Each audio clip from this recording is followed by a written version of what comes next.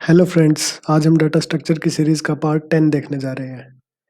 इस पार्ट में हम सीखेंगे स्टैक्स के बारे में। स्टैक्स होते क्या है, इम्प्लीमेंटेशंस कैसे होते हैं, उनके एप्लीकेशंस देखेंगे, एडवांटेजेस, डिसएडवांटेजेस एंड उनके फर्दर ऑपरेशंस देखेंगे। तो आज का टॉपिक है हमारा stack in data structure. Introduction. Stack is a linear data structure which follows a particular order in which the operations are performed. The order may be LIFO, last in first out, or FILO, first in last out. मतलब कि समझिए आप, जैसे हम plates रखते हैं घर पे, या फिर टेंट की जो प्लेट्स होती है, शादियों में टेंट में प्लेट रखी होती है ना, वो एक के ऊपर एक रखी होती है। तो शुरुआत में जो रखते हैं उसको हम सबसे लास्ट में उठा पाते हैं। समझ पा रहे हो आप? जिस प्लेट को हमने शुरुआत में रखी उसके ऊपर एक और रखी, third, second, third, fourth, fifth, six, seventh, eight, nine, tenth, ऐसे प्लेट्स रखते गए। तो अब जो फर्स्ट वाली प्लेट है वो पहले उन 9 प्लेटों को उठाना पड़ेगा, फिर वो फर्स्ट वाली प्लेट अपने हाथ, अपना मतलब हमारे हाथ में आएगी। समझे? तो वो क्या, कौन सा प्रोसीजर हो रहा है? जो फर्स्ट में डाल ली है, फर्स्ट इन, उसको लास्ट में आउट किया है। ठीक है?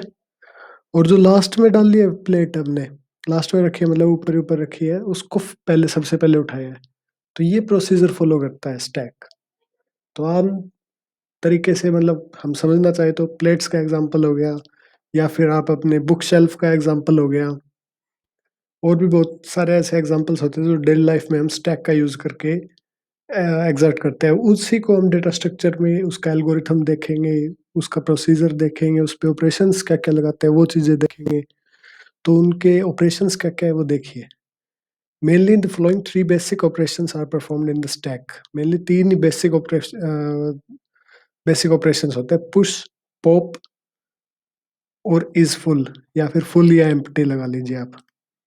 खाली है या भरा हुआ है स्टैक, मेनली तो पुश और पॉप ही है।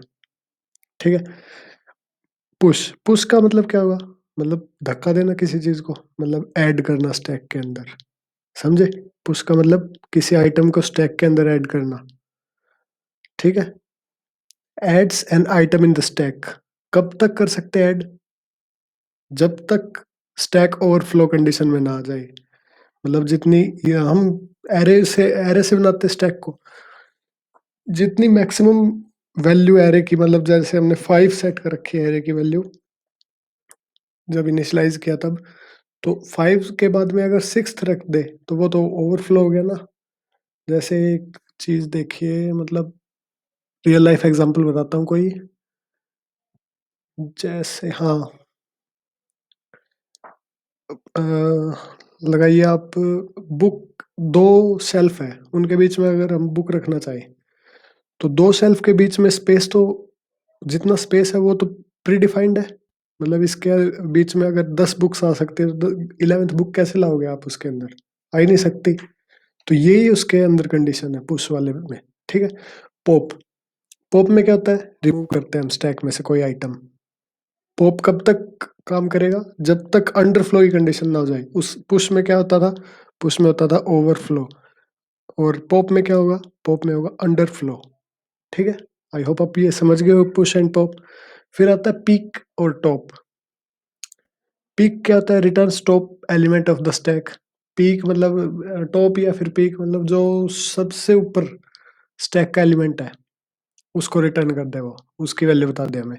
इज एम्प्टी, इज एम्प्टी क्या होगा? अगर एम्प्टी है स्टैक, मतलब पूरा खाली है वो, तो ट्रू रिटर्न कर देगा। अगर उसके अंदर कुछ है, अभी आइटम प्रेजेंट है, तो वो फॉल्स रिटर्न कर देगा। ठीक है? तो डायग्रामिक रिप्रेजेंटेशन देखिए स्टैक की, डायग्राम ऑफ अ स्टैक। तो ये देखिए, ये मतलब ये शुरुआत में रखा है पहला, दूसरा, तीसरा, चौथा, पांचवा, छठा, सातवां, आठवां, ऐसे फर्दर आगे चल रहे हैं। तो इस तरीके से हम पुश कर रहे हैं। पॉप करना हो तो ये वाली प्लेट आएगी, सबसे पहले निकालनी हो तो हमें एक, ये इमेजिन करिए कि ये कोई मतलब टनल है, टनल के अंदर हम ये डाल रहे हैं। ठीक है? तो ये सबसे पहले गया, तो इसको लास्ट में निकाल पाएंगे ना? तो लास्ट इन, लास्ट वाला जो इन किया है उसको फर्स्ट आउट, उसको ही सबसे पहले निकाल पा रहे हैं हम। और वो ही क्या है हमारा उस टाइम पे? टॉप का जो है, टॉप का आइटम है वो यही है, ठीक है। तो टॉप जैसे ये निकल गया तो टॉप फिक्स होता जाएगा आगे से आगे, आगे से आगे, ठीक है। ऐसे ही पुश करने के लिए तो ये पुश कर रहे हैं हम, एक एक और डालते जा रहे हैं, पॉप करने के लिए ये निकाल रहे हैं। तो पुश का कौन सा होगा? लास्ट वाला पुश होगा। और पॉप कौन सा होगा? ये जो लास्ट वाला ही डाला है वही पॉप होगा, ठीक है। Insertion and deletion happen at on the same time. Insertion और डिलीशन दोनों सेम टाइम पे भी हो सकते हैं स्टैक के अंदर। ये बेसिक नॉलेज आप जरूर याद रख लीजिएगा, नोट के तरीके से ये पॉइंट आउट रखना, ठीक है। Applications on stack. तो इस स्लाइड में हम देखने जाएंगे एप्लीकेशंस, स्टैक की क्या क्या एप्लीकेशंस है। बैलेंसिंग ऑफ सिंबल, सिंबल को बैलेंस करना, ये फर्दर वीडियोस में देखेंगे कैसे बैलेंस करते हैं। Infix to postfix, prefix conversion, postfix to infix, ये जो कन्वर्जन है इनका भी देखेंगे कैसे कन्वर्ट करते हैं हम, कैसे एक दूसरे से, मतलब कैसे एक दूसरे को रिलेट करते हैं सिंबल्स को या फिर डेटा को। रीडू अनडू फीचर्स जो फोटोशॉप और एडिटर्स में यूज होते हैं उनमें भी स्टैक की एप्लीकेशंस देखी जाती है। मतलब जैसे एडिटर ही लगा लीजिए, ये पीछे वाइट बैकग्राउंड है, इसके ऊपर मैंने स्टैक एज अ स्टैक ये यूज करके ग्रीन पट्टी सी लगा दी है, उसके ऊपर मैंने ये लिख दिया है। तो सबसे पहले अगर मैं इसे निकालना चाहूँ तो पहले ये जो लिखा हुआ है ये निकालना पड़ेगा, फिर ये ग्रीन पट्टी निकालनी पड़ेगी, फिर ये व्हाइट बोर्ड आएगा ना सामने, ठीक है। आई होप ये समझ गए होंगे आप। तो forward and backward feature in web browser, हाँ, वेब ब्राउजर का जो फीचर है वो भी स्टैक के माध्यम से ही डिफाइंड है।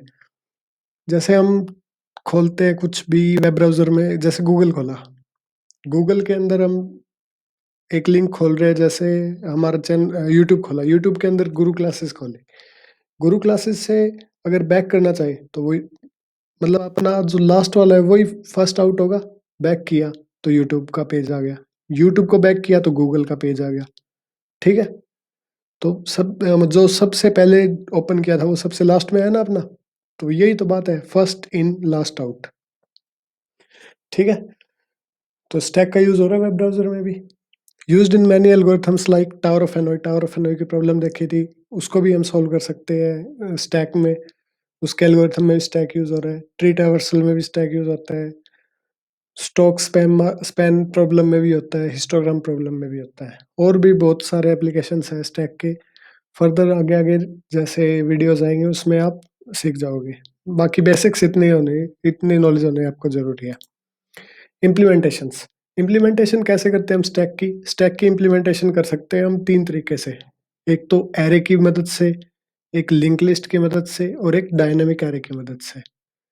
एरे की मदद से जो हम स्टैक बनाते हैं वो डिफाइंड होता है, मतलब इतनी वैल्यू आनी है उसके अंदर, अगर 5 वैल्यू आनी है तो 6th वैल्यू पे वो ओवरफ्लो कंडीशन दे देगा। बट वो चीज सोल्व करने के लिए हम डायनामिक और लिंक लिस्ट की मदद लेते हैं, ठीक है। तो आई होप आपको ये समझ में आ गया होगा, और अगर कोई आपका डाउट हो तो वो कमेंट्स के जरिए पूछ लीजिएगा। Thank you and subscribe the channel.